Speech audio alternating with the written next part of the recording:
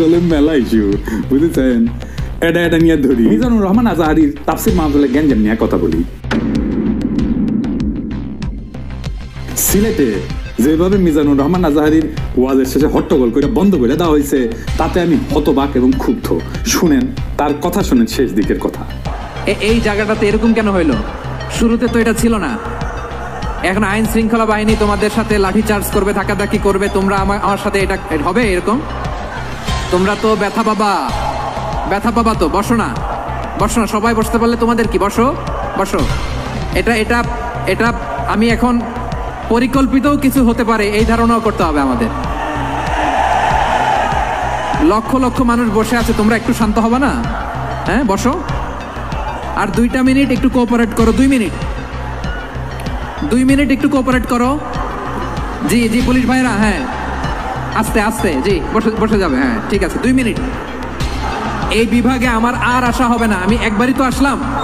So যা বলার তো আমি এখনই বলতে হবে, এমন না যে আমি আবার সুনামগঞ্জে আসবো, হবিগঞ্জে আসবো। খুবই গুরুত্বপূর্ণ কয়েকটা কথা আমি রাখবো তোমাদের সামনে। বসো, শেষ করে দিব। এই তো আর 10 মিনিট সময় আছে আমার হাতে। বসো। মাশাআল্লাহ, এই ঠিক আছে। আমি কলে এখানে এক বিশাল ষড়যন্ত্রের গন্ধ পাইতেছি। ঘটনা ছোট, রাজনৈতিক গুরুত্ব অপরিসীম। আজাহারি সাহেব নিজেই কইছে যে সামান্য জায়গাটা অল্প কিছু লোকে কাজটা করেছে। শুনেন, পুরো লক্ষ লক্ষ মানুষ, আমি তো দেখতে পাচ্ছি কত লক্ষ লোক হয়েছে। একটা জায়গায় কোনো সমস্যা নাই। এখানে কয়েকশো ছেলে পেলে এই ধাক্কাধাক্কি, না নিজে শুনতে পারতেছো, না অন্যকে শুনতে দিচ্ছ, না আমাকে বলতে দিচ্ছ। কি করতেছো তোমরা? এগুলো কি করতেছো? আমি আজকে just as a gesture of goodwill, আমি নামটা কইলাম না কে করিছে, কয়া দিব কিন্তু কে করিছে এইটা। এই হট্টগোল হয়ে কেন সুষ্ঠুভাবে শেষ করতে পারলেন না তাফসির মাহফিল আজাহারি সাহেব? কারণ বিএনপি নেতারা প্রকাশ্যে বলেছে মাহফিলে আজাহারি সাহেব হেস্তনেস্ত শিকার হবে, এটা কইছে বিএনপি নেতা। সত্যি কথা, আমি ব্যানে করছি না। এই যে শুনেন, বক্তব্য রাখে বিএনপির প্রক্রিয়াত সাহসে কোথায় পায়? আপনি এই জামাতের পক্ষে কথা বন্ধ করেন, নাহলে দেশের মানুষ যেভাবে আপনার এই যে মাহফিল করে, মাহফিলে কিন্তু আপনি হস্তনস্ত শিকার হন এই মুসলিমদের কারণে। কারণ এই মুসলিম কিন্তু বিএনপিকে পছন্দ করে, এই মুসলিম কিন্তু অন্য সংগঠনকে পছন্দ করে। কিন্তু আল্লাহর নামে স্লোগান দিয়ে আপনার কথা বলে মাথায় টুপি লাগিয়ে পাঞ্জাবি পরে বিএনপিকে বলবেন না আপনি, তাহলে কিন্তু হস্তনস্ত শিকার হবেন। আবার যে কোনো মুহূর্তে কিন্তু আপনি দেশান্তর হতে পারেন। ঠিক তার পরদিন এই ঘটনা ঘটলো। তার আগে তো অনেক নেতা, রিজভী ভাই তার সহকর্মীদের তাতায় রাখছে। এখন আজাহারির উপর কেন বিএনপি দিলা? দুইটা কারণে। এক, বিএনপির তো জমায়েত করতে টাকা খরচা হয়, এমন কোন বক্তা নাই যার বক্তৃতা শোনার জন্য লাখে লাখে মানুষ যাবে। খালেদা জিয়া বা তারেক রহমান আসলে যাইতে পারে, কিন্তু দেশে আছে এমন কোন নেতার বক্তব্য শুনতে এখন আর যাবে না লাখে লাখে লোক। আর আজাহারির বক্তব্য শোনার জন্য স্মরণকালের সর্ববৃহৎ সভা হচ্ছে, যেটি যাচ্ছে সেটি হচ্ছে। এটা গা টাটাইতেছে বিএনপির। জনসমাগম মানে ক্ষমতা, বুঝছাও? আমাদের ভিডিও গেলে ক্ষমতা, আমাদের পোস্টে লাইক শেয়ার ক্ষমতা, এই ক্ষমতাকে বিএনপি চ্যালেঞ্জ মনে করছে। আর 2 নাম্বার, ইন্ডিয়ার ডরায় জনপ্রিয় ইসলামী বক্তারে। এই জন্যই তারা চড়াও হয়েছিল মৌলানা দেলাওয়ার হোসেন সাইদের উপরে। আজাহারি সাহেব ইভেন বিগার থ্রেট তাদের জন্য বড় ভয়, কারণ সংঘবদ্ধ মুসলমানে তাদের ভয়। আজাহারি জামাত করে না, তার বয়স কম, তার যুদ্ধাপরাধী বানাতে পারবে না, চমৎকার কথা বলে, আধুনিক মননশীল, অপূর্ব সুন্দর গলা আর চেহারা মাশাআল্লাহ, ইংরেজি বলতে পারে ভালো। এইরকম একজন দায়ীকে কোনোভাবে টলারেট করবে ইন্ডিয়া? করবে না। এক বেকুব তার মাথার দাম ধার্য করেছে। শুনি যান, শুনি।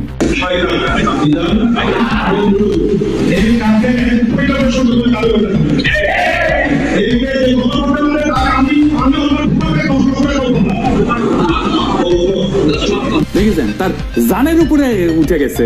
পুলিশকে করছে ওই হারামজাদার এখনই ধরে প্যাকেট করেন, ওই যে কইছে 10 লাখ টাকা দিব প্যাকেট করেন। বিএনপি নেতারা খুব অপমানজনক ভাবে কথা কইছে যে আজাহারি ইউজার পিছে লাগিছে। দেখেন দুদু ভাই কয় আজার নাকি মাজার কি যেন আছে, দেখেন শুনেন। ওই যে কে যেন আজার নাকি মাজার একজন আছে। দুদু ভাই, আপনারা যে বিএনপির দুদু বলে এটা জানেন? দুদু বুকের দুদু নাম বিকৃত করেন কে? বেদবি কুটি থেকে শিখেছেন। আপনার কর্মী আপনার কথা না শুনে আজাহারি ইউজারের কথা শুনবি? এটা জানেন না তো? কর্মীর সাথে তো যোগাযোগ নাই, জিজ্ঞেস করে দেখেন। আজাহারি ইউজারের নাম শুনলে কয়বার সালাম দেয় শুনেন, আর আপনার পিছিয়ে যায় কি কয় শুনেন। নিজেরা বেশি হারকুলিস ভাবেন না, বুঝছেন? উঠলে দিন বাগে খেয়েছে। আওয়ামী লীগ আমলে ওয়াজে আইসা আওয়ামী লীগ নেতারা চড়াও হইতো না, দেখেছেন না? চড়াও হইতো না, এখন বিএনপি নেতারা চড়াও হচ্ছে। এই যে দেখেন, এটা আমার শহরে বগুড়ায় মৌলানা বজলুর রশিদ মিয়া, আমি কলে খুব পছন্দ করি, খুব চমৎকার একজন আলেম, কলে খুব সুন্দর ওয়াজ করেন, উনার উপরে চড়াও হয়েছে। মিজাজ খারাপ হয়ে গেছে দেখে আর সরা হয়েছে কি আওয়ামী লীগের পান্ডা মোহনের ভাই বিএনপি নেতা বাদশা, দুই ভাই দুই দল করে, এক ভাই আওয়ামী লীগ এক ভাই বিএনপি। ওর ভাই বগুড়া শহরের কোনো জমি বাকি রাখে না, এই যে মোহন দখল করেছে, দুই ভাই দল করে সিস্টেম করে এখন আরেক ভাই রাজত্ব চালাইতেছে বগুড়ায়। এটা আগা পাঁচতলা দুর্বৃত্ত ফ্যামিলি। শোনেন কি করেছে। কিসের ভাষা ভাই, আমরা আমাদের দেশ থাকি না, আমরা দেশ থাকি না, ঠিক আছে। আপনি বলেন কেন যে আল্লাহ আকবার একবারই ধার দেয় না? আমাদের প্রত্যেকটা প্রোগ্রামে দেখো না, আর এই জায়গাতে আমি কি বুঝতে পারছি তাকে শোনে না না এখানে যে কোরআন শরীফ তেলাওয়াত হলো একবারই দিচ্ছে আল্লাহ আকবার হাম্মাম করে ধার দেয়নি, এরকম ঠিক না। তার মানে দিছে তো না, তার মানে দেয়নি, দিছে তো, একবার দেখ 10 বার দেখ দিছে। আপনার কোন আওয়ামী লীগের মধ্যে দিছে? আপনি তো বললেন একবারই ধার দেয়নি, এটা তো ঠিক না। আমি একটু আমার প্রধান বক্তার সাথে দ্বিধা করেছিলাম।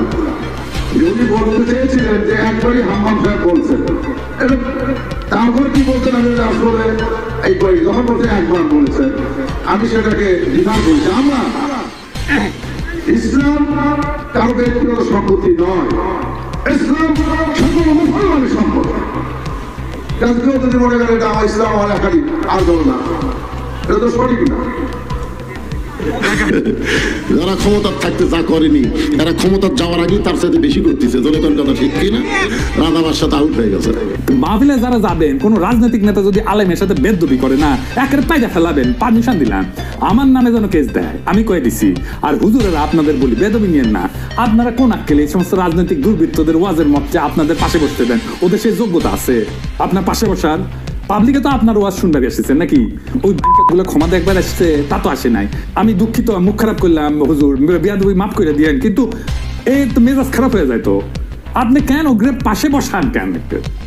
আপনার ওয়াজের জমায়েতের ফুটেজ খাবার আসে, ওই হারামজাদা নিজেরা দেখলে তো পাবলিক আসবে না, কথা কবে পারে না। আপনার ওয়াজের জমায়েতের ফুটেজ খাবার আসে, এটি এসে সে দেখায় যে আমি মেলা বড় নেতা।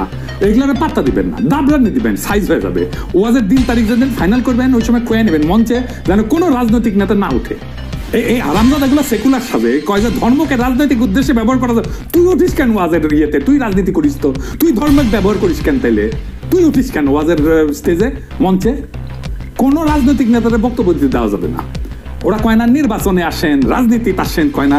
হ্যাঁ, এই যে দুদু ভাই কইছে, এই যে শুনেন, ভাই রে রাজনীতি করবেন সোনামে আসে, আড়াইলে আপনার লেগে রাজনীতি করেন। এবার কইবেন তুই এটা ওয়াজ কর, নিজে নিজে কর, দেখি হাউ মেনি প্যাডিতে হাউ মেনি রাইস পারিস দেখি দেখি। আগামীর বাংলাদেশে রাজনৈতিক দুর্বৃত্তদের ঠাঁই নাই। হাজারো ছাত্র জনতা এমনি এমনি তাদের জীবন দেয় নাই। আমরা নতুন রাজনীতি চাই, আমরা নতুন কণ্ঠস্বর চাই, আমরা ফ্রেশ জিনিস চাই, সেকেন্ড হ্যান্ড মাল না। ইনকিলাব জিন্দাবাদ।